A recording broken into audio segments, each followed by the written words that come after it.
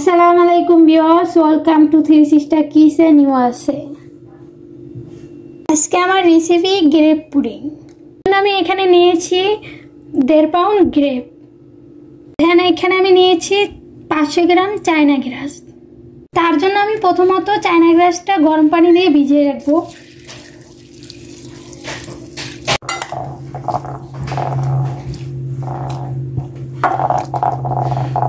China গ্রাসটা আমি 10 মিনিটের মতো ভিজিয়ে রাখবো। আমি এখানে বেশি নিয়েছি বিকজ আমি গ্রেপ পুডিংটা পরিমাণে বেশি বানাবো। আপনারা চাইলে যদি কম বানান তাহলে সেই ক্ষেত্রে আপনারা কম নিয়ে নেবেন।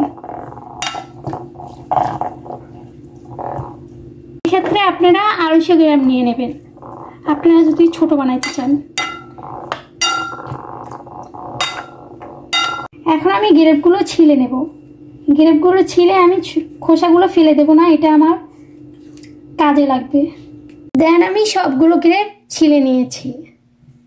আমি গ্রেপ পুডিংটা বানানোর জন্য চলে যাচ্ছি। চুলাতে একটা পাতিল বসাই দিয়েছি, চুলাটা অন করে দিচ্ছি। দিয়ে দিচ্ছি 2 মগ পানি।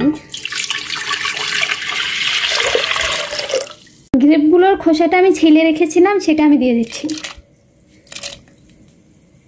এখানে আমি দিয়ে দিচ্ছি 1.5 কাপ চিনি।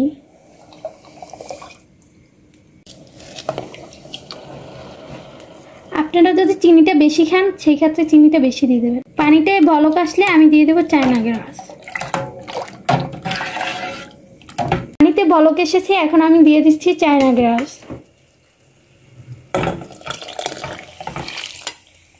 চায়না গ্রাসটা দেওয়ার পরে আমি 10 মিনিট জাল করে নেব। খোসাটা দেওয়ার কারণ হচ্ছে কালারটা পিঙ্ক হয়ে যায়, তখন দেখতে খুব ভালো লাগে। 10 মিনিট পর ফিরে এসেছি। এখন আমি ছেঁকে নেব।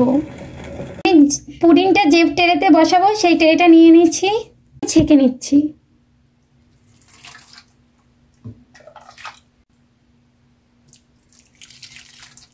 পুরোটা ছেঁকে নেওয়ার পর আমি 5 মিনিটের জন্য রেখে দিচ্ছি। পর ফিরে এসেছি, এখন আমি গ্রেপগুলো দিয়ে দিচ্ছি। এভাবে করে আমি পুরোটা গ্রেপ দিয়ে দেবো। এভাবে করে আমি সবগুলো গ্রেপ দিয়ে দিয়েছি। এখন আমি রেখে দেব 4 ঘন্টার জন্য। আপনারা চাইলে সারা রাত্রের জন্য রেখে দিতে পারেন করে। 4 ঘন্টা পর ফিরে এসেছি। দেন আমি 1 ঘন্টা বাইরে রেখেছিলাম, বাকিটা আমি ফ্রিজে রেখেছি। ফ্রিজ থেকে ঠান্ডা করে বের করে নিয়েছি। এখন আমি কেটে নেব। আমি পিস পিস করে কেটে নেব।